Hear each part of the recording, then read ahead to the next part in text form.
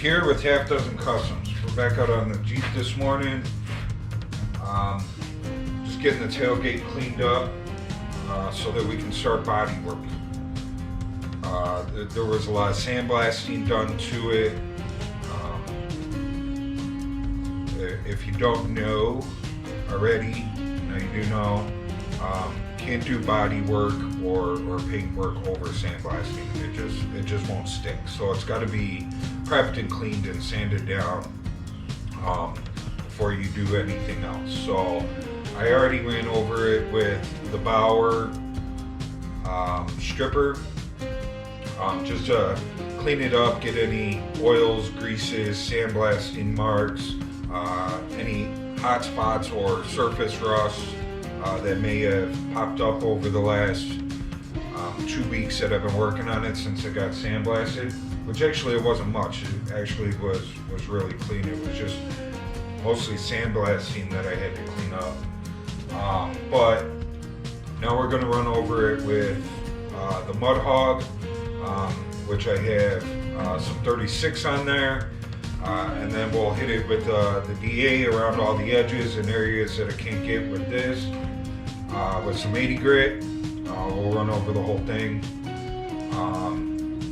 And then all in the nooks and crannies that I can't get into, I sandblasted all that stuff to get the black stuff off of the metal from like what comes from the metal supply store, so that it don't rust. So everything that I added in here had that black stuff on it, so sandblasted that to get it off. So we'll have to go in there by hand and sand all that stuff up, and just working on getting it cleaned up and ready for the next step, which will be Marglass. So let's run over it with this real quick, and then we'll jump to the DA.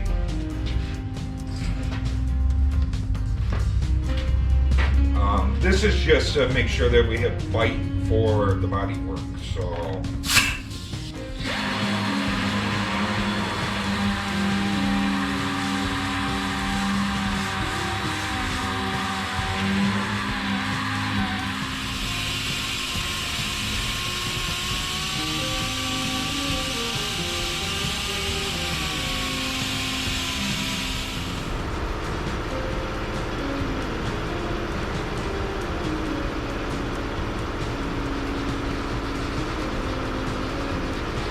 sanded out this pocket by hand with just some 80, and then I sprayed some pre-cleaner on here, some grease remover, just to, just give it a final wipe down before we start doing body work. I'm going to do a good portion of the body work right here, with it attached to the bed, just because the bed, this thing, I mean, it does have some wiggle and movement to it, but not as much as my stands. And those stands, when you have something heavy on there, they really move around. So I'm just gonna do a lot of the work up here. And then, when we got to finish it up and wrap stuff up, we'll move it over to a stand for the final stuff that I can't get to up here. So, but now I'm ready to, we're going to do some Marglass, which, if you don't know what Marglass is, it's a Bondo that has small fibers or fine fibers of fiberglass mixed in with it, and I just use that around welded areas. Welds heat and cool at different temperatures than the metal, so when the car's all done, you're sitting outside at a car show and the sun's beating on it, it's 90 degrees outside, the metal could change at a different rate than the weld, and it can cause Bondo to crack. So you put the Marglass on there, and the fiberglass fibers kind of create like almost like a chain link fence over the top of the weld, keeping it from cracking. So just over the welds, we're going to do some Marglass, just a thin skim coat over them, and then we'll get it sanded down, and then we'll get a coat of some lightweight body filler over that.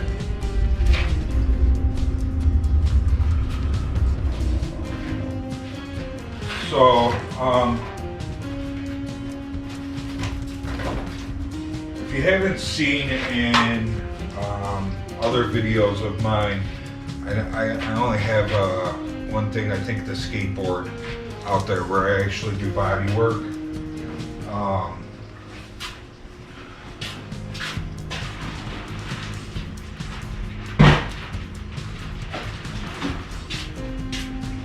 But I use these pizza boards to do my body work on. They're cheaper than buying those. Forget the technical name for it, but it's a Bondo board that has paper on it, and you mix your Bondo and then you peel your paper off. So pizza boards are cheaper, and they come free under the pizza, and then I get to eat some pizza too. So I normally use these. These are like the pizza boards that come out of the frozen pizza. I actually got my hands on some bigger ones from an actual pizza place. One side's nice and clean. One side has pizza leftovers on it. You don't really want to mix your Bondo on this side and then put it on the car because there's oils and greases on that. So I'll mix it on this side, and then if there's anything that's left over, you know, if I spread it on here and I'm done and there's anything left over here, I'll kind of, you know, pull my spreader over this and then start coating this side. And once this side gets a coat of Bondo over it, then it's safe to use. So,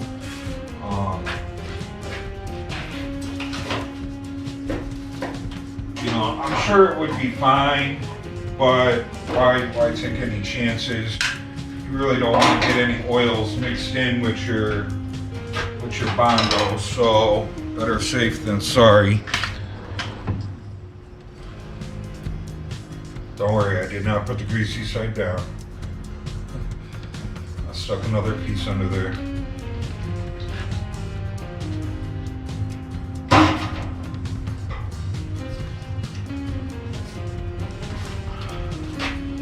So, this is the Marglass. It's always green. So, when I mix my stuff up, you know, I put the amount of Bondo on that I want, and then I usually just do a string across it. As you can see, there's, you know, I just put a couple strings across there. To do Bondo work properly, I would say, I mean, this works, it works just fine, but you really should use like a paint scale, and you weigh out your Bondo, and then you weigh out your hardener. There is a mathematical equation to it, so if you use a scale, you can weigh everything out, and then you know that you're putting the same amount of hardener in every single time. Because if you got more hardener in one coat of Bondo than you do in the next, that one coat of Bondo that has more hardener in it is going to sand harder and rougher than the stuff that has less hardener in it, and you're going to get uneven areas because one will sand easier than the other. So technically you should be using a paint scale. I don't have a paint scale. I just try and, you know, I've been doing it for so many years, it's just kind of natural to me for me to, you know, not go overboard with it and not go underboard with it. You know, I try and keep it, you know, very similar every time, so.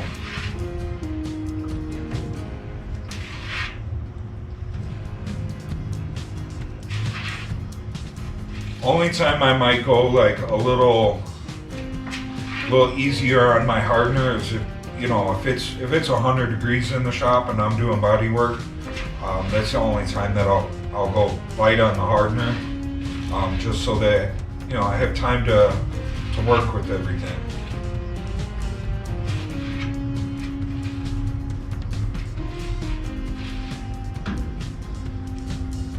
So you want to make sure that it's mixed good. You can kind of see how I'm scooping it up and then spreading it down, and scooping it up and spreading it down. Some people will sit here and go like this, and you create air bubbles in the Bondo when you do that. So it's better to pick it up, slap it down, pick it up, slap it down.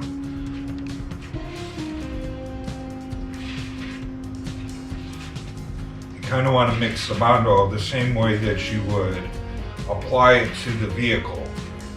You wouldn't put it on the vehicle and spin it around like that. You know, you're spreading it. So you kind of want to do it the exact same way that you would put it on the vehicle, and try and pull all those air bubbles out of the Bondo before you apply it. So.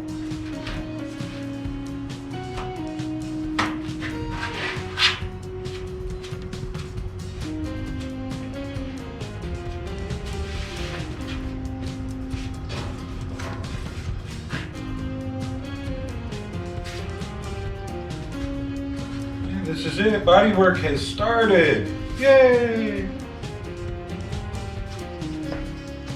Okay, so I'm gonna let that dry for a little bit, and then we'll come back with my mud hog,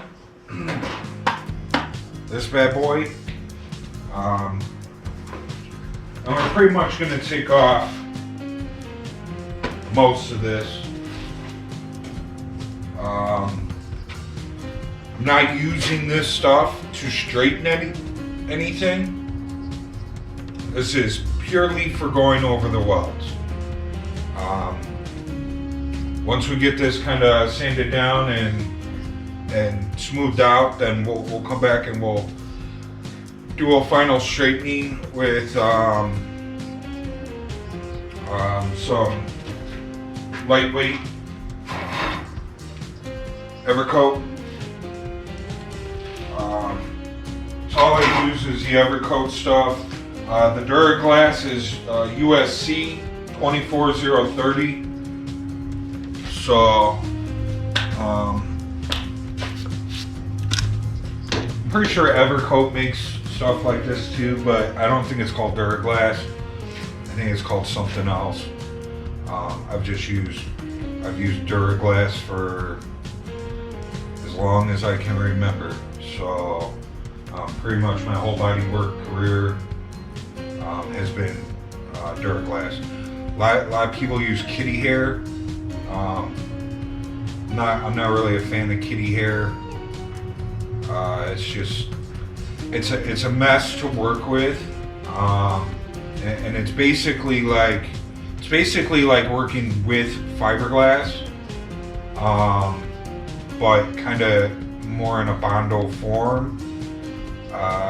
It's super messy, and you will get super itchy from it, just like you do with working with fiberglass. Fiberglass makes you itchy. Kitty hair will make you itchy too. This Duraglass stuff, it's super fine fiberglass particles that are in Bondo. It's more Bondo than anything. You might get a little itchy from it, but it's not nearly as bad as fiberglass or kitty hair. So, but some people swear by it. They have their reasons to use it. I have my reasons to use this, so this is what I used. But we'll be back for a little sanding after this dries. Bye-bye. Okay, so I let this sit about 15 minutes. I dragged my fingernails across it. See? So it's pretty hard. depending on the temperature, is how long you want it to sit. If you were to let this stuff sit overnight, it would be rock hard and super hard to sand. So gave it about 15 minutes. It's only 62 degrees in my shop. So, you know, the last time I came over here and checked this, which was probably, I don't know, 7 or 8 minutes ago, it was still soft. Like I could grab these edges and they were still kind of soft. So I gave it about another 8 minutes and it seems pretty hard now. So let's sand this down. Like I said, we're gonna use a mud hog with it. And we're gonna knock the majority of this off and then we'll go over it with the lightly.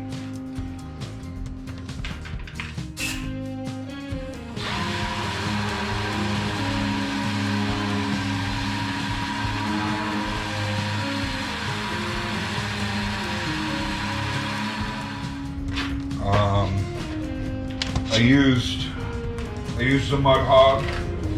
We sanded all this down up here. I'll show you guys in a minute. And then I took the DA and you know, sanded down these edges. So I don't recommend like using those to straighten out your body work. I use the DA and the mud hog to knock down this Marglass. For one, it's a mother to sand. So, you know, if you can use a power tool on it, awesome. And as long as you keep it flat and you know, you have a good tool that hasn't been dropped 100 times and you know, something's bent and the thing's all wobbly, as long as you have a good tool that's nice and straight and sand straight, you can do pretty good at straightening out a panel with it, as long as you keep it flat. Once you start tipping it and start digging in on the edges, that's where you're gonna end up with low spots and warps. But I kept this thing flat all the way across here. This thing's pretty darn straight. So, you know, once we get the actual filler on here, I will sand it. It'll either be with a longboard. I may knock it down a little bit here and there, like, you know, edges or something. I may knock down with the DA and then go back afterwards by hand with the block and block it out. But most of it will be done with airfiles, longboards, and blocks. A lot of it's just hand done, because that's how you get it straight. So it's not, you know, it's not good to try and block out an entire vehicle with air tools. You'll never get it straight. So all that comes from doing it by hand and feel and touch. And we got that all, you know, it's just mostly where all the welds were. And if you remember, this, you know, it's a homemade tailgate, not made by me, but homemade tailgate. So there was a weld that went all the way around. So, and this is, you know, I mean, you can see where the low spots are. But this is, I mean, you run your hand across it, it's pretty darn straight. So that's awesome. That means that it ain't gonna take much to get this guy straight. Excuse me. So now I'm gonna mix up just a very little bit, and I'm gonna come in here with just my finger, and I'm just gonna kind of smear out around where we welded all this stuff together, you know, just in the little cracks and crevices, just with my finger. And then we'll get that sanded up, and then it'll be time to put a coat of lightweight on there. So and when you're, you know, I was explaining earlier how, you know, when you mix this stuff up, you really should use a scale to mix it and make sure that it's the same every time. and use the math to do that. But one thing that I do want to say is, like, you put entirely way too much hardener in this to where, like, it's hardening before you even, like, finish mixing it. If you're putting that on your vehicle to where, you know, it's super hot, it makes it brittle. So you don't want to overdo it when it comes to the hardener. I mean, you want enough in there so that it's going to harden fully, but if you go overboard with it, it will make your filler brittle. So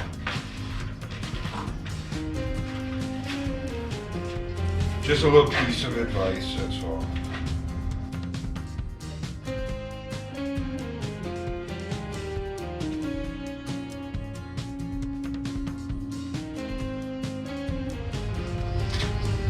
Okay, so I just finished fingering it.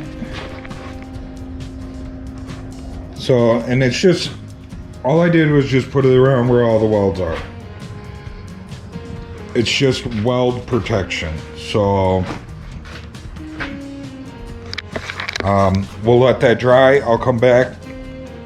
We'll do a little finger sanding around there. And then on to the next step. Okay. Give that a few minutes to dry up.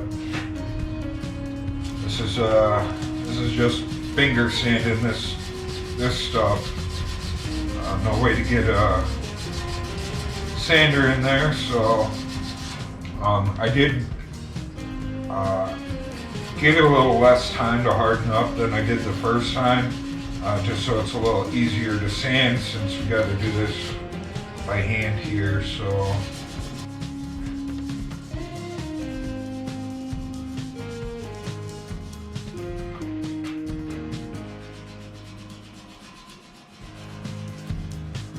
I got that all sanded up, ready to go. Got some Bondo out on the board here.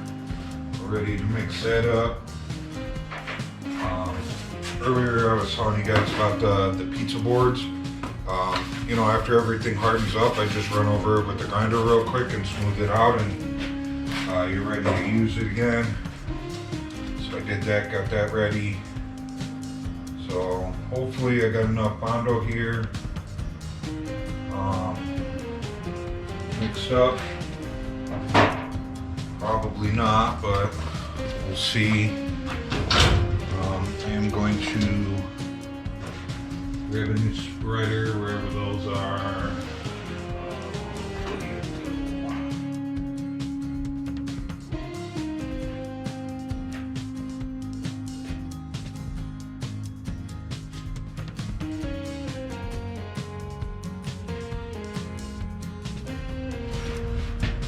Alright, we've got a nice coat pulled.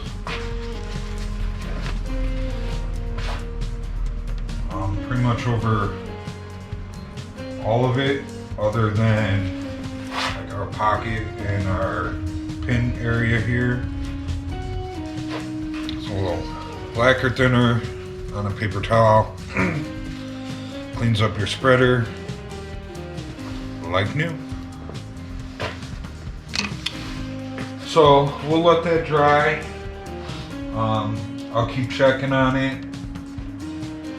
Hopefully there won't be too much. I maybe see a couple of spots that, you know, may need a little swipe after we're done sanding. And then it'll just mainly be, I think, around the pocket areas. So, but you know, the only other thing I see is, you know, maybe a couple of pinholes that are going to need to be hit. Maybe this edge right here, it was kind of hard to get a nice pull around there with the cable on there. But other than that, I think she looks good, and I think, you know, one main coat will do it, and then just maybe some touch-ups here and there, and that'll be ready. We'll be ready to flip over to the other side, but we got a lot of sanding to do before we get there. So I'll see you when it's ready to sand. I'll see you when it's ready to sand. Okay, we're back after about 40 minutes of dry time. Like I said, it's a little chilly out here in the shop, so I gave it a few extra minutes to dry. You know, it makes it a lot easier to sand it if you try and catch it early enough, but that also clogs up your paper super fast. And since I'm going to be using the air file, which makes quick work of things, I just made sure that it was a little more dry, especially with it being cold. So this is the Ingersoll Rand air file. Great air file. Only thing I don't like about it is the foam trigger, because when you're rocking back and forth, you'll notice on camera I let off the trigger all the time. My old one, I had a Hutchins, and it had a trigger under here, and I love that one, but they're super expensive, and it broke all the time on me. I was constantly sending it in for repair. I had it for a long time though. I did probably have it for about 10 years, and I used it all the time. Last time I sent it in, they said it was just beyond repair at that point. So I went out and I bought this Ingersoll Rand. I think it was a couple $100 instead of the $450 for a Hutchins. So I bought this last year. So far it's been doing good. Fingers crossed it keeps going. I got some 80 grit on here, so let's get to air filing. I'm gonna try and keep it going across the tailgate this way, because it's the shortest point. If we go long ways, it's a little easier to make a low spot. So let's get to it.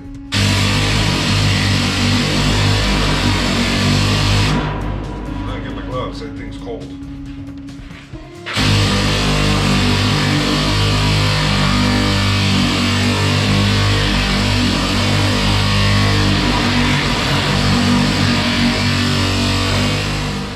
Okay, so my SD card was filled up, so I don't know how much of that you guys caught.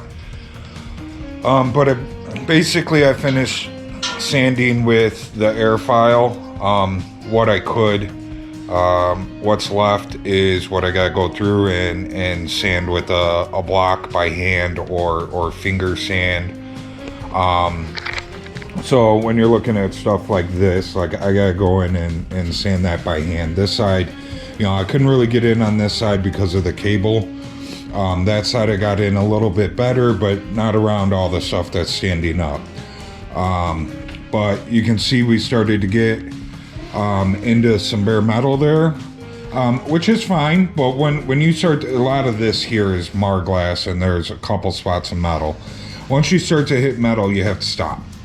Because if you keep going, you're going to create a low spot around the metal, because when you're sanding it, it's not going to sand the metal, but it's going to sand the Bondo. So you'll end up with a low spot around a high spot. So once you start to hit metal, you got to stop. So you can see we got a line here. That's a low spot. So we got a little low spot here. There's also a little low spot right there. So those couple of spots are going to need a second coat to fill them in. I haven't decided whether I'm going to coat the whole thing yet. Probably not. I'm probably just going to spot in these couple of spots, and then we'll sand them back down. This is the back of the tailgate, which is getting bed liner. So you're never gonna, like, you wouldn't even see that. If I left that, you wouldn't see it. But I'm gonna get rid of it anyways. So now I'm gonna go in and I'm gonna sand by hand, and we're gonna get all this smoothed out. I still gotta do the sides here. I did along the front edge here, so that's all good to go. Most of this is good to go. It's nice and straight. I'm just gonna hit these couple of low spots. So, and we'll get this cleaned up. This around here is definitely gonna need a second coat. So, but that's just because there was a lot of welding in that area, and even with as thick as that metal is, I can tell that it is a little low around where we did all this welding, so that's just going to need a second coat.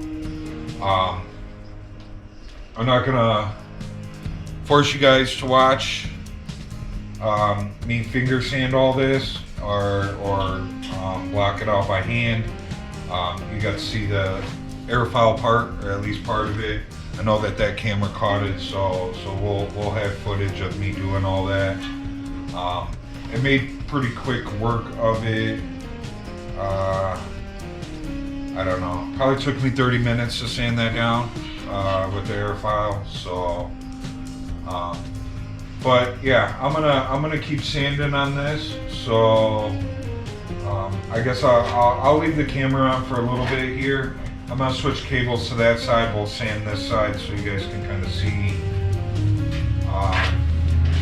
You know, the hand sanding and the finger sanding is kind of tedious, time consuming, and boring. Now that I got the cable off, I'm gonna hit this real quick with the airfoil.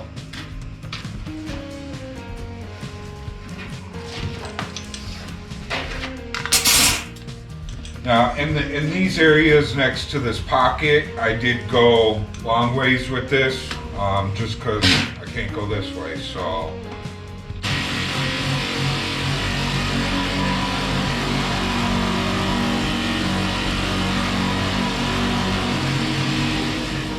So some of this side here, I'll do with the DA. Now, I do not recommend straightening Bondo with the DA, but you can use it to knock it down and then go over it by hand with a block. You know, after you get it knocked down. So.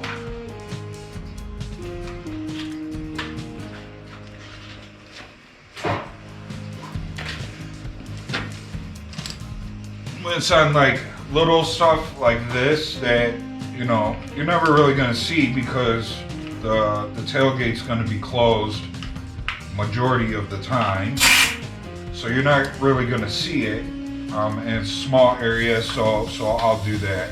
Now if we were working in the side of the bed or I was working on this flat part of this tailgate, I would never use a DA on it. So a DA is not for straightening.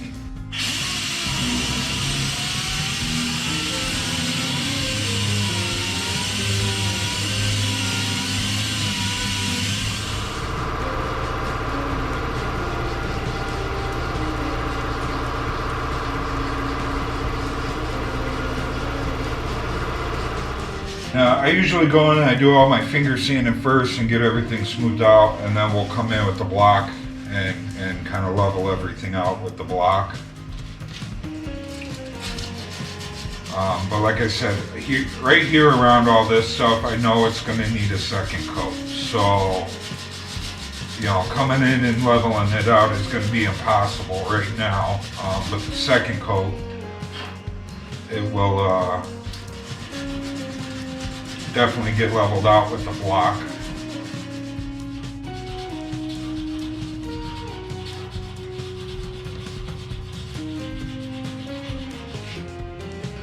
So I'll have to feather that line out when it's off the pickup truck. So I could probably sand it all and feather it out.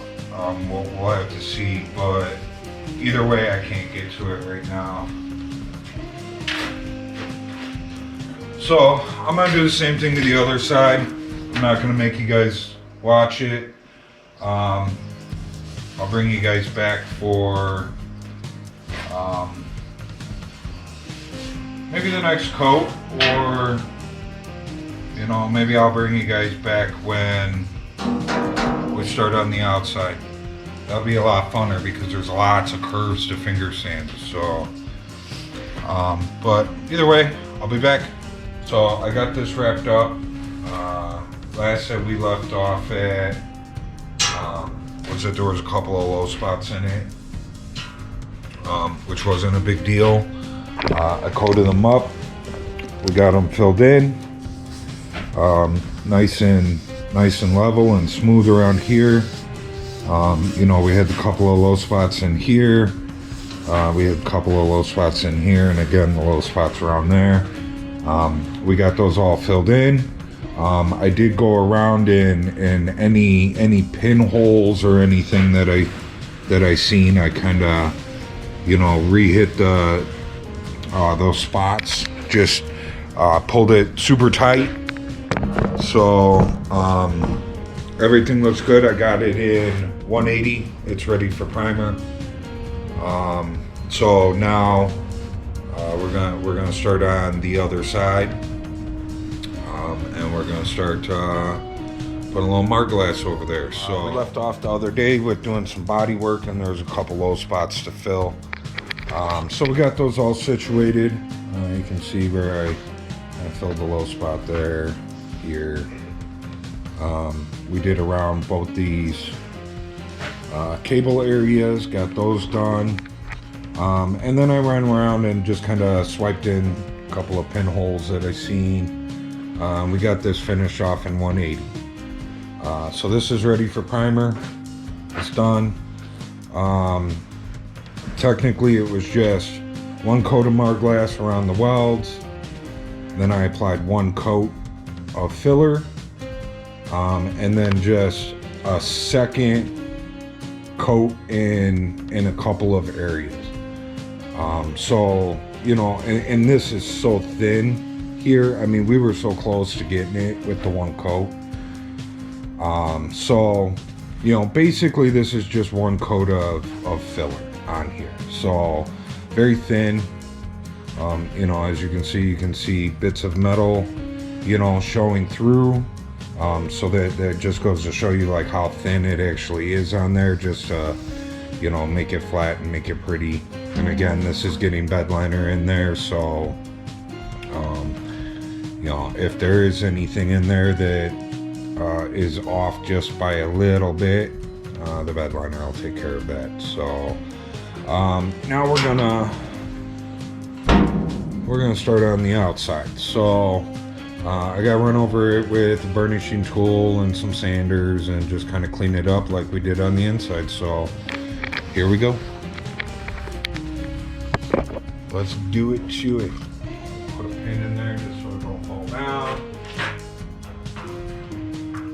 And this thing's still pretty clean from us sandblasting it a couple weeks ago, so there ain't much. I'm just gonna, you know, double check it.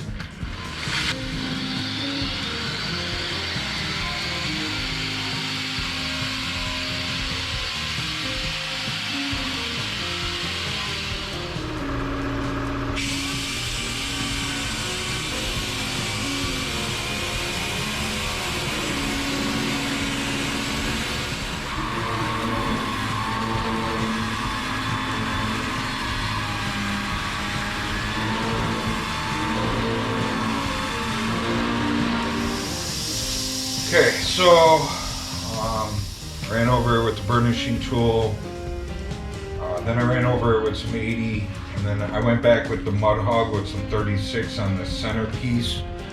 And the reason that I went back with the 36 is because, you know, all this black stuff that you see that's not rust, I've mentioned it in other videos several times, that is the whatever the coating is that is put on the steel from the steel factory so that it doesn't rust.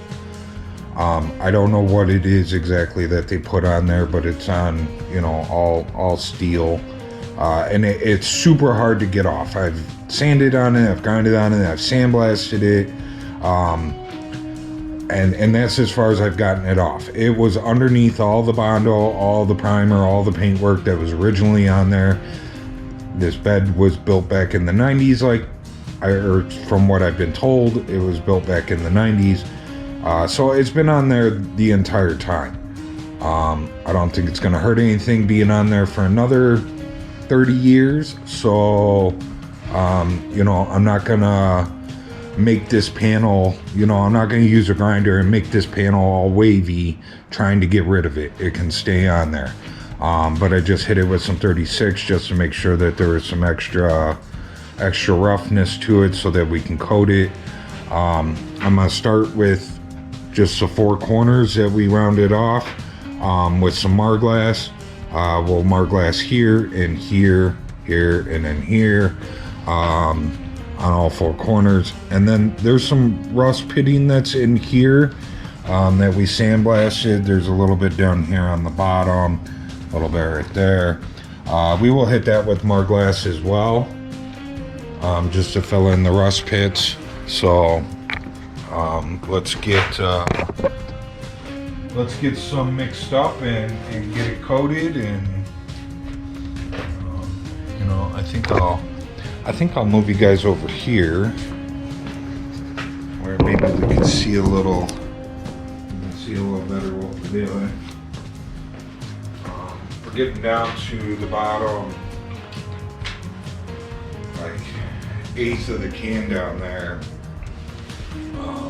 That can was from the last car that I built. So it's the bottom of that can's kind of chunky. So I think it's about time. I wouldn't say chunky, it's just thick. It's not as smooth as a fresh can. So I think after this tailgate I will be opening a new can.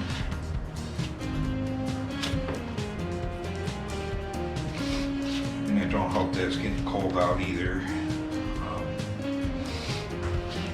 I've been keeping an eye on the temperature out in the shop. It hasn't gotten lower than like 40 degrees out here in the shop, thankfully. But as we get into the colder weather here, I'm gonna have to bring all the consumables, or I don't know if that's the right word, but all the chemical products. I'm gonna have to bring them in the house where they can stay warm. Put them in the basement.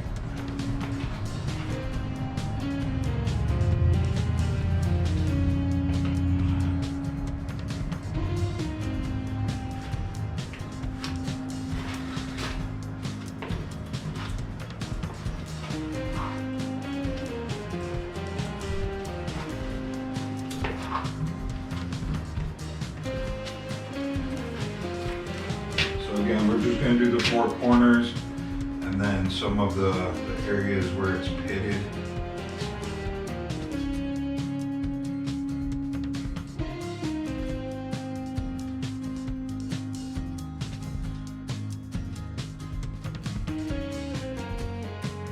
We left off with me putting the green goop on, Duraglass.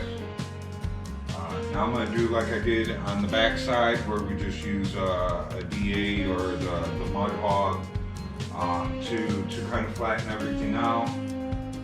Now, so some of this lip and definitely in the corners and whatnot, I'm going to have to sand that by hand. There's no power tool to do that. So, but all the flat surfaces will get DA'd out or mud hogged out. And then, you know, of course, the lightweight filler will, you know, get done with either an air file or by hand to make sure that it's nice and straight and smooth. Don't really need this to just be, you know, I could care less if the green stuff's straight. I'd rather it be low than high, of course. We don't want high spots. But low spots are okay as long as it's just filling in what I wanted it to fill in, then we're good to go. So don't really care if we're using power tools on those.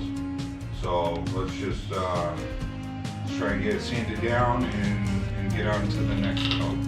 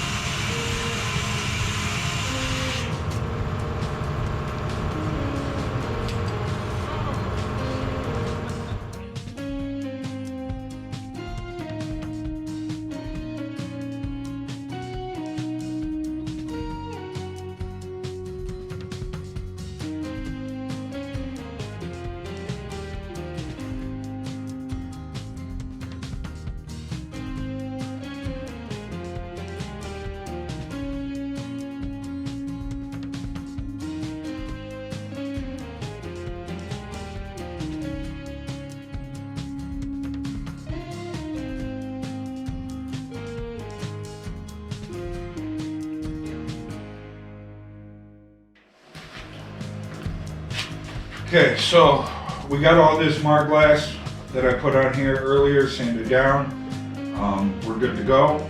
We're ready to move on with the lightweight filler. You guys may have noticed in the video there that I did take my whiz wheel up here in this upper corner. And what was going on in there was earlier in the video when we were applying the Marglass, you know, I did this corner, this corner, this corner, that corner. By the time we were getting to that corner, my Marglass was starting to harden. If you guys remember, like, I no sooner stopped spreading there and went to scrape across the top of my Bondo board, and it was hard. And it was hardening when I was trying to put it in here, and I couldn't put the Bondo spreader into the corner and pull a nice tight corner like I did with the other three corners. And there was an excess of that Marglass in there that didn't need to be there. And instead of me just sitting there for an hour trying to sand it out by hand with 80 grit, I just hit it with the whiz wheel real quick, got rid of it, and then continued on with the 80 grit to smooth that out. So now we're ready to go on to the lightweight body filler, and I'm gonna do it in stages. We'll probably do the center section first, then we'll come out and we'll do the flat face of the bar going around it, and then once that's done, we'll come in and we'll do all the way around the inside. And yes, it does need to be done on the inside there. I wish it didn't need to be done, but you know, we welded in all four corners, so it definitely needs to be done around there. We already had the Marglass in there, but if you remember, there was welds in here that I removed and got rid of because we didn't need them because it was welded solid from the back. You know, excuse me. It's got a couple of low spots from where those welds were because I really had to dig in there and grind them out. So there's some low spots. So it does need some work in this inner lip. Now we're not gonna Bondo all the way into the lip because that's just way too much work to sand out. The way they had it before was they put Bondo in there and then they smeared with their finger and gave it like a rolled corner. They got rid of the corner altogether. I don't like that look. It makes it look plastic. It makes it look like you filled it with body filler. It looks fake. I don't like that. I like the nice tight corner in there. And I don't want it to be Bondo because Bondo cracks. So after it's all primed and sanded down and ready for paint, we'll take some seam sealer and we'll smear all the way around in there just to seal that corner because it is two pieces of metal put together that's not welded on this side, it's welded on the back side. So there is like a gap between this bar and this piece that needs to be filled and not filled with Bondo. So that's what we'll do to clean that up. But you know, we do have to straighten and smooth all this out with some lightweight body filler, and we're going to do it in sections. You know, the inside was a little easy. We were able to coat everything all in one shot, and then you know we had to go back in and coat a couple more spots where it was low. But out here, you know, on this, you know, if we were to coat the whole thing and then to go in and try and sand it all, I think it would just be more of a mess and take a lot longer. So if we kind of separate it and do it in stages, we can try and keep everything cleaner and tighter and looking nice and easier to sand up in the long run. So, okay, so we got some lightweight filler out onto the old Bondo board here. Some hardener in there. Get it mixed up, spread on. And then it's waiting for dry time.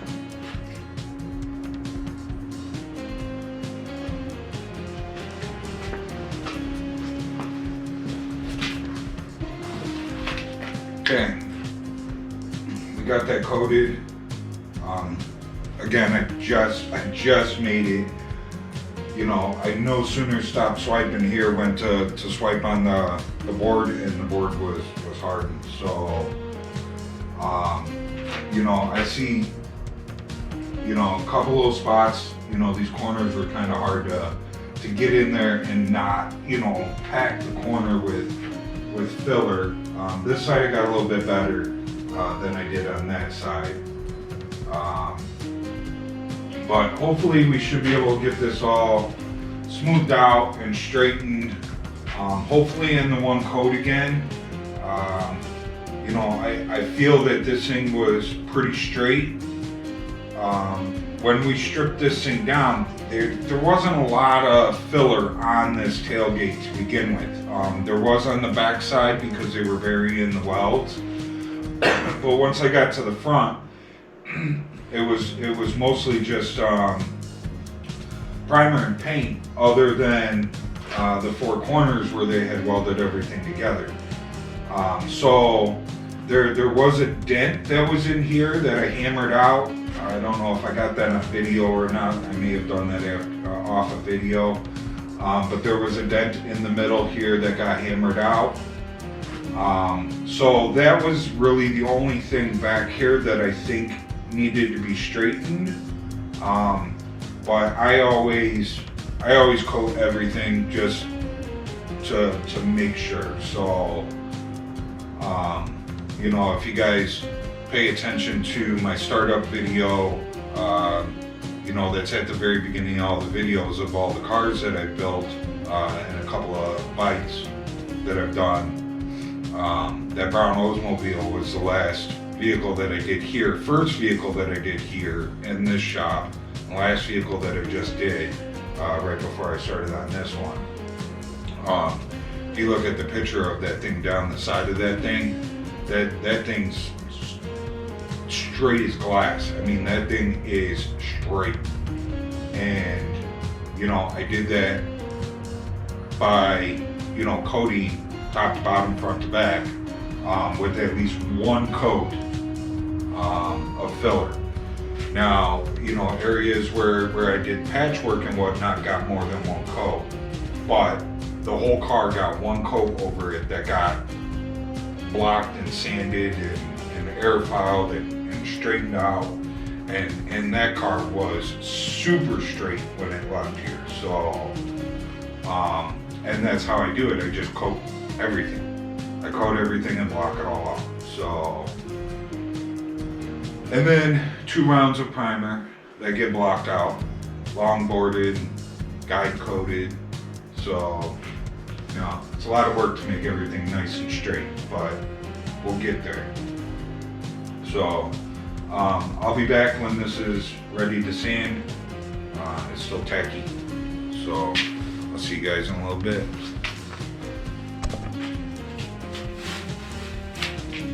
Okay, we're back for some sanding. Let's do a little bit of sanding on this thing tonight. Trying to get at least all the air filing done on it. You know, may come back tomorrow morning. Do some sanding around the edges. I don't know, we'll see. It's getting late. Sunday night.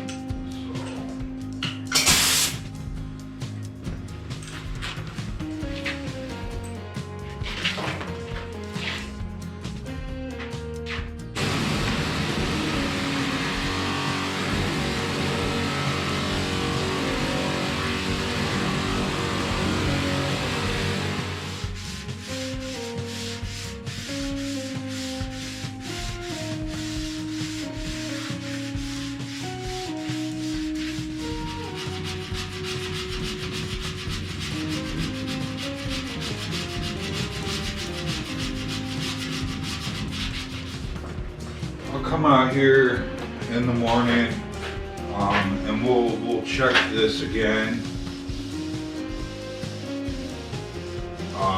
when I have a fresh feel for it.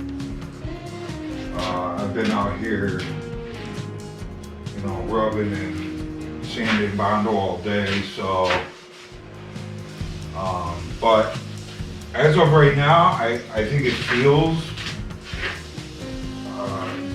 pretty darn good.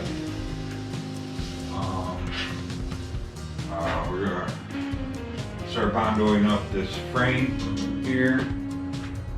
So I already got some Bondo on the board. We just got to put some hardener in there and mix it up. Okay, we got a little coater on there, and I did get this this bottom lip coated.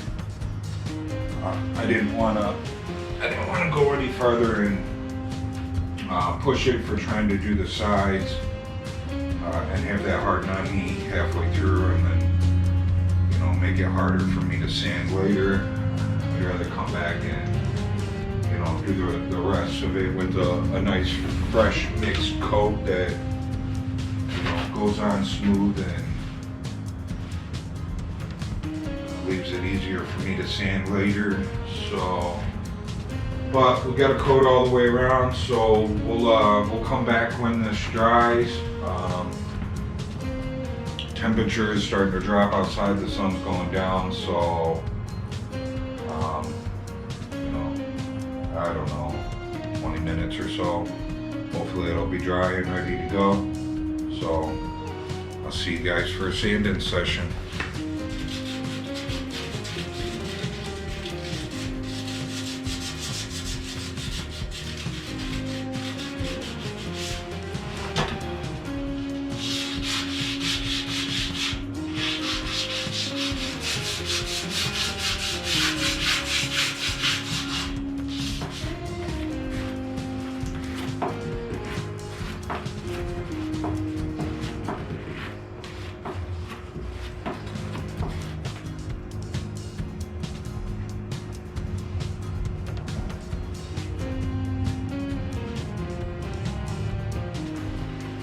Okay, I think we're pretty good. The spots that I hit, I pulled it as tight as I could, so now we'll just be able to run over it with a little 180, and hopefully it should be good. I rubbed my hand across it, and it feels straight. So, like I said, before we did any work to this tailgate, there wasn't a whole lot of Bondo on it. There was some on the back, and there was a little bit in the corners where they had their welds at. But other than that, it was just primer and paint. Now, this truck was in rough shape. It's not like I could look across it and see if it was straight, but it didn't look horrible. So, I think the little bit that we did to it, I think it's going to be good. After I get it in 180 tomorrow, I'll check it one more time, and then I think it'll be ready for primer. Unless I feel it tomorrow and I'm not happy with it, but other than that, I think we're just about ready to go. So, we'll come back after this dries up, and we'll knock it down with some 180, and so I'll see you guys when it's dry. It's been a few days since I filmed anything, mainly because I was just sitting in a chair with a DA, sanding stuff down. For one, it's loud, the compressor's running the entire time, and it's not very exciting to, watch me sit there for 6 hours with the DA in my hand. So, we got some stuff done. I did end up, I recoated the inside of this tailgate. After a couple days of being done with it, I kept rubbing my hands over it every day, just kind of check it and feel it, and there was just a couple spots that I was unhappy with, and instead of just trying to coat those spots, and chancing, you know, sanding down a surrounding area more than it needed to be and creating waves elsewhere. I just recoated the whole inside section and sanded that all down. I think we're good to go now. It's nice and straight. It was pretty straight before. It really was. I mean, it felt pretty good. There was a couple spots at the top where they had it welded originally. If you remember, they had welds in there. I ground them down, took it out. I think I think we had that on camera. You know, this whole center section is welded in from the back, and they also had 6 welds going across on the inside. Big nasty welds. And there was really no reason for them, and they looked ugly, so I ground them out, got rid of them. And you could still kind of feel where they were, where either I grounded down a little too much, or possibly they had a warp in the area. So it was just along that top section, but we recoated it, got it all good. Then I threw those in the blast cabinet. We got them all sandblasted inside and out. Got them DA'd down into 80 grit. I have not done any body work to these yet because I need to get them actually mounted on the bed and get the bed mounted back on the truck. And there needs to be a brace built underneath, welded in, that mounts to the frame of the truck. So I'm not going to do any body work on them until that brace is in, because why do a bunch of body work and then you got to weld a brace in, and you got to go back and grind all that out where you welded it and redo the body work. But I do want to get these primed so they stop rusting. So I got those all sandblasted, sanded down, ready for primer. We're going to throw just a simple coat of primer on them. And then these are all the side pieces that go, under here in the step mounts to it. And then they mount along the back here. Those are the pieces that I remade. So we got those all sanded up and cleaned up, ready to go. Those do not need body work. They're brand new panels. They're straight. There's no dings, no dents, no rust, no nothing. So we're just gonna put 3 or 4 good coats of primer on them, and they'll be ready to block out and paint after that. So no body work needed on those. Waiting on body work on those, and this body work I believe is done. So excuse me. So what I'm gonna do now is I'm gonna mix up a cup of primer, and we're gonna put some primer on this stuff. This is gonna be a 2-day adventure. I'm gonna prime all this stuff as you see it sitting, and then tomorrow I'll come out, we'll flip everything over, and I'll prime the opposite sides of them. So, because insides of those need to be primed, the back sides of these need to be primed. So, and I may end up flipping, once everything's all primed, I may get the insides all sanded down and ready to go and get those in color actually. Because if we can do it, it's not a big deal to get it put in paint right now, and it's one less thing that we have to do later on. They do need to be painted on the inside anyways. While everything's all set up and out, I may just do that. Those I'll wait because, like I said, I gotta weld those braces in, and those I'll end up blowing the edge with color and just making sure that all the edges have good color on them. Not really worried about getting color on the inside of them because they're gonna get undercoated. So I'll blow all the edges and then we'll we'll clear coat everything.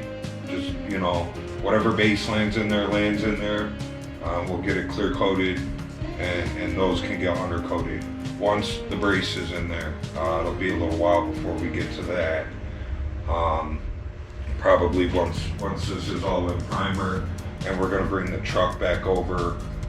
I'll probably bring the bed back over to where the truck is for a couple of days. We'll put the truck on. I'll get those braces all figured out and done, and then bring the truck back over here. But that's later on down the road. Let's get some primer in the gun and get it mixed up before it gets any colder.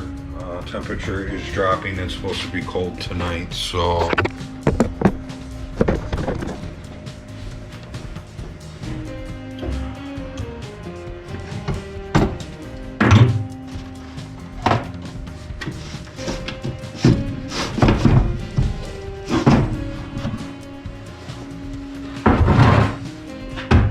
high tech direct to metal 7330 is the number on it. Direct to metal.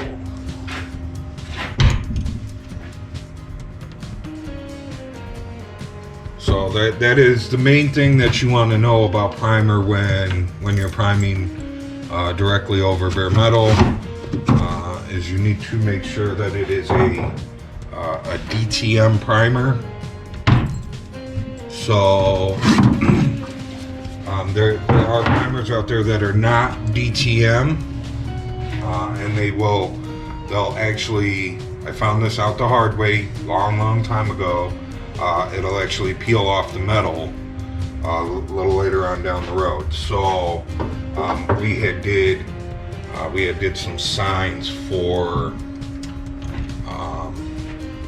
a car show.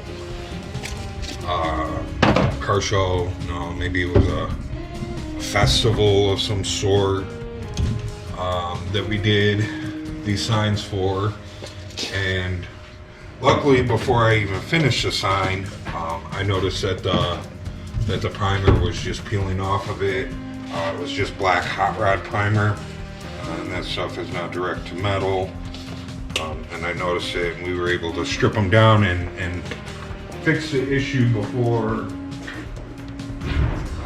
they went out.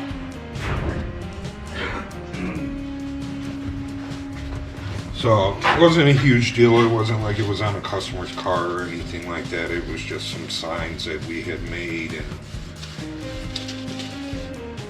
but I was able to find out what happens when you prime over bare metal and you're not using DTM. So you need to DTM or etch. Etching prime it. I believe epoxy primer is a DTM as well.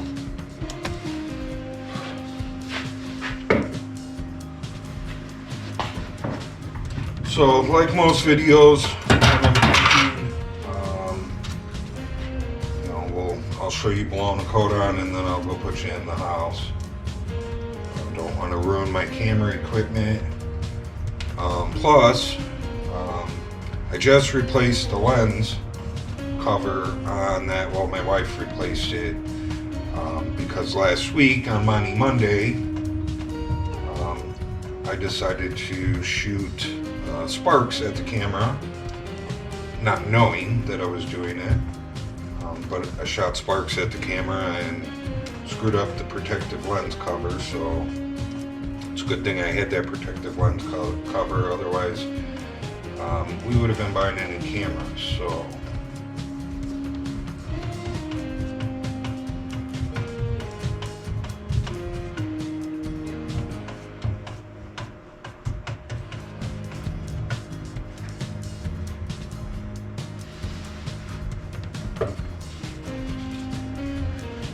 this stuff just mixes 4 to 1. Now these, it just mixes 4 to 1 with the 7332 primer activator. But this stuff is like molasses. It is super thick. It is a high solids, high build primer. So I reduce it. We do 4 to 1 to 1. just so that it's sprayable through my gun and it doesn't come out like gravel guard.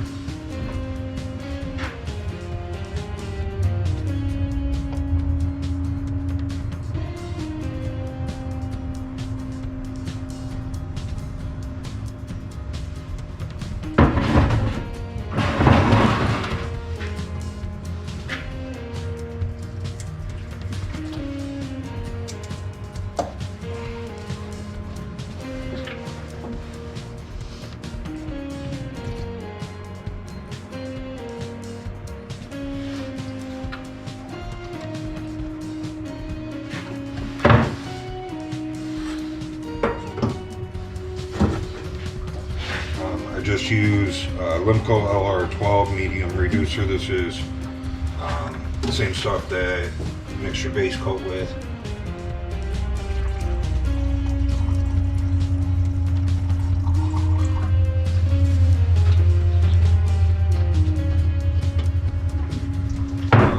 You don't have to mix it with the reducer, but make sure you have a very large tipped gun. I don't have a large tip gun around here that I'm willing to use. I believe I do have that guy up there. He is a Harbor Freight Special. He is a large tipped gun, but I haven't used him in forever, and who knows if he got put away clean or whatnot. We are going to be going pretty soon here to Harbor Freight, and I am going to pick up a couple of new guns. I'm going to pick up one of those Mega Tip purple guns for priming. We're going to be picking up a Black Widow for base coat and clear coat. So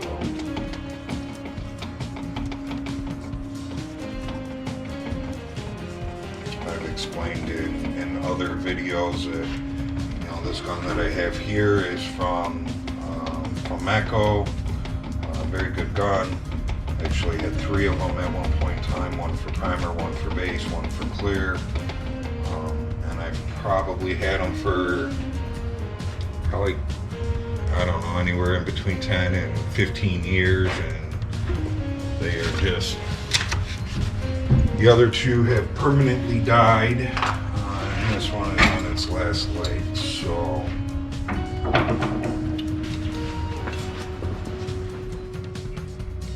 poking out all the holes on the tip here to make sure everything is clean. I did clean this the last time that I used it, but there always ends up to be some leftover muck, after using it, and then just running some lacquer thinner through it.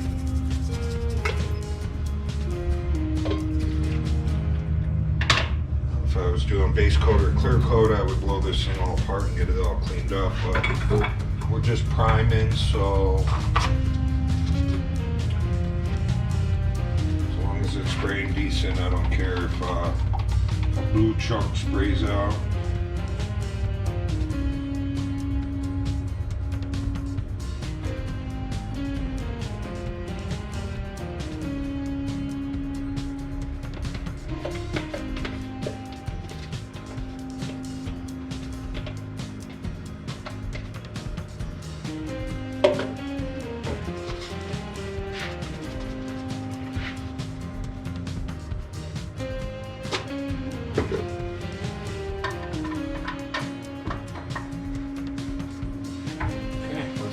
Let's see.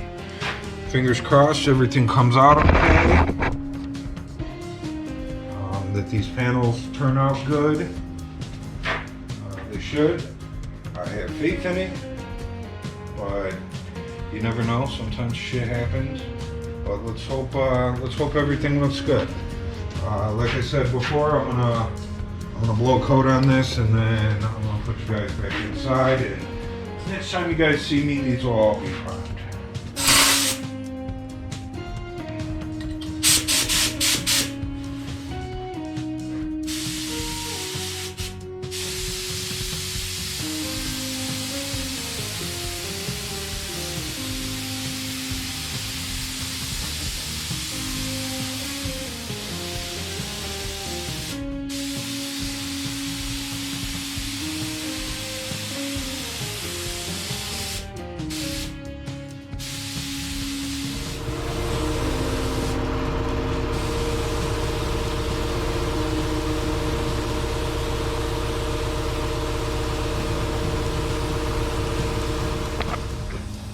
Okay, so we got our first coat on. Everything's looking pretty good. I do see a couple of 80 grit scratches in there that I didn't get out. I left this in 180, but no big deal. I do prime everything twice. You know, it'll get 3 or 4 coats right now, and then it'll get guide coat, it'll get blocked out, and then it'll get, you know, another 3 coats put on it again before getting wet sanded down for paint. So you know, and if I see anything that's too bad, I'll go back and I'll fix it, you know, in between coats of primer. So these look good. I knew these would look good. They're brand new pieces, so those look good. And these, you know, they look like they're ready for body work, but at least they won't rust now. So that's it for me. It's time for me to put a mask on and put you guys in the house. So I am out. Thank you for joining us. I'll see you guys in the next video. Oh.